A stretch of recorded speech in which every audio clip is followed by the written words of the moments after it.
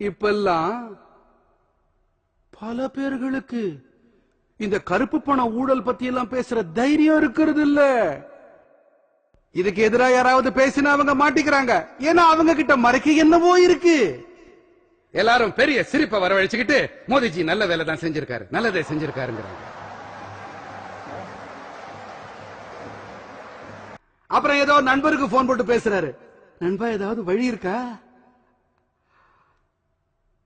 அவரு சொல்றாரு, நண்பா மோடிஜி இருக்காரு, அவரு எல்லா வழிகளையும் அடிச்சுட்டாருங்கிறாரு.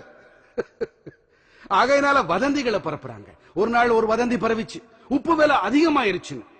நீங்களே சொல்லுங்க, 500 ரூபாய் நோட்டு 1000 ரூபாய் நோட்டு இருக்கு. யாராவது 1000 ரூபாய் நோட்டு எடுத்துட்டு உப்பு வாங்க போவாங்களா? இப்படி ஏன் செய்யறாங்கன்னு சொன்னா, அவங்க கொள்ள போயிட்டாங்கன்னு அவங்களுக்கு நல்லா தெரியும். 70 ஆண்டு காலமா சேர்த்து வைக்கப்பட்டிருந்துச்சு. அதிக விலை மதிப்பான பூட்டும் போட்டு பூட்டு வச்சிருந்தாங்க. இப்ப சீந்த கூட யாரும் இல்ல, சீந்த கூட நாதி இல்ல. பிச்சை எடுக்கிறவங்க கூட ஐயா வேணாம் 1000 ரூபாய் நோட்டை போடாதீங்கன்னு சொல்றாங்க.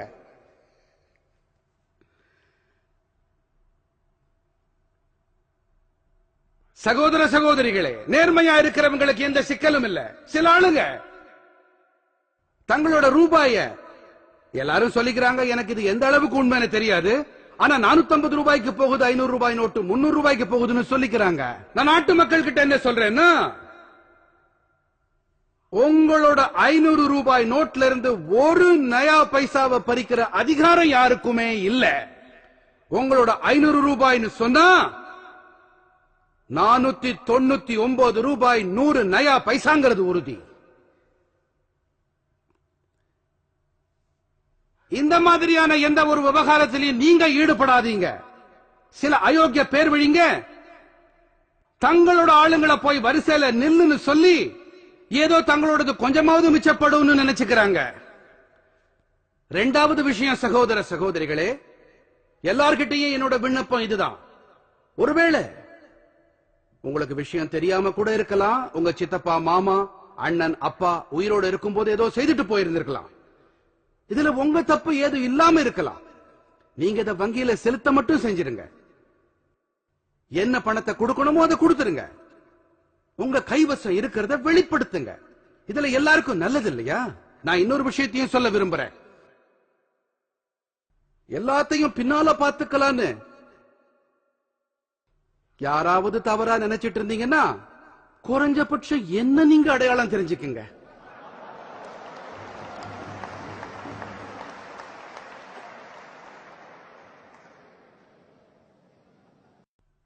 நாடு சுதந்திரம் அடைஞ்சதுல இருந்து இப்ப வரைக்குமான உங்க எல்லா அயோக்கியத்தனத்தையும் அம்பலத்துக்கு கொண்டு வருவேன். யாருகிட்ட அயோக்கியத்தனமா சேர்த்த பணம் இருக்கோ அது வெத்து காகிதம் நினைச்சுக்கங்க, எந்த பயனும் கிடையாது. அதுக்காக அதிக முயற்சி எடுக்காதீங்க. இல்லன்னா நான் தேவைப்பட்டா 1 லட்சம் நோட்டுகளை கூட அச்சடிப்பேன். உங்க வடிகட்டின அயோக்கியத்தனத்தை முறியடிக்க அவற்றை நான் புழக்கத்தில் விடுவேன். ஆனா நாட்டுல இந்த மாதிரியான வேலைகள் நடந்துட்டு வர்றதுக்கு ஒரு முடிவு கட்டுவேன். இப்ப ஆளுங்க என்ன நல்லா புரிஞ்சுக்கிட்டாங்க. இத்தனை நாள் அவங்க என்ன சரியா புரிஞ்சுக்கல. ஆனா இப்ப நான் அவங்களுக்கு தெளிவா புரிய வச்சிருக்கேன். ஆனா இதோட முடிய போறதில்ல. இதோட விஷயம் நிக்க போறதில்ல. இதோட நடவடிக்கை ஓஞ்சிடாதுன்னு பட்டவர்த்தனமா தெரிவிக்கிறேன். நாட்டுல ஊழல், அயோக்கியத்தனம் எல்லாத்துக்கும் முடிவு கட்ட என் மூளையில இன்னும் கூட பல திட்டங்களை நான் தீட்டிக்கிட்டு இருக்கேன்.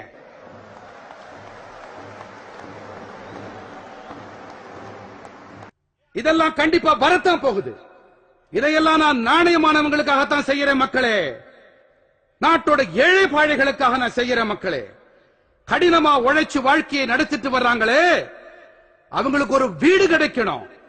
அவங்க பிள்ளைகளுக்கு நல்ல கல்வி அறிவு கிடைக்கணும். அவங்க வீட்டுல இருக்கிற பெரியவங்களுக்கு நல்ல மருந்துகள் கிடைக்கணும். இதுக்கெல்லாம் தான் நான் இதை செய்யறேன். எனக்கு கோவா மக்களோட ஆசிகள் நிறைய தேவை. நீங்க எழுந்து நின்னு கைகளை நல்லா தட்டி என்ன ஆசீர்வாதம் செய்யுங்க. இந்த நாடே உங்களை பார்க்கும். இந்த நாடே உங்களை பார்க்கும். நேர்மையானவங்க இந்த தேசத்துல நேர்மையானவங்களுக்கு குறைச்சலே கிடையாது. இந்த தேசத்துல நேர்மையானவங்களுக்கு குறைச்சலே கிடையாது. வாங்க வாங்க, நேர்மையான இந்த பணியில எனக்கு ஒத்துழைப்பு கொடுங்க. சபாஷ் சபாஷ். எனக்கு பிரியமான என் சகோதர சகோதரிகளே, நான் என் தலை தாழ்த்தி உங்க எல்லாருக்கும் என் வணக்கங்களை தெரிவிக்கிறேன். இது வெறும் கோவா மட்டுமில்ல, இது வெறும் கோவா மட்டுமில்ல, இந்திய நாட்டோட ஒவ்வொரு நாணயமான குடிமகனோட குரல் இது. இந்திய தேசத்தோட ஒவ்வொரு நேர்மையான குடிமகனோட குரல் இது.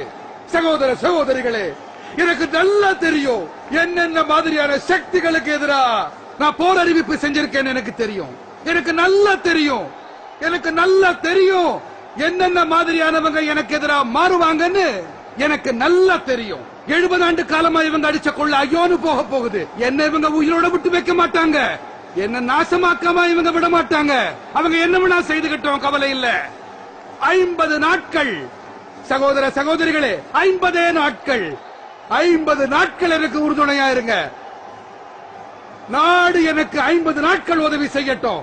நல்ல பலமான கைதட்டலோட என்னோட இந்த கருத்துக்கு உங்க ஆமோதிப்பு கொடுங்க. கோடானு கோடி நன்றி.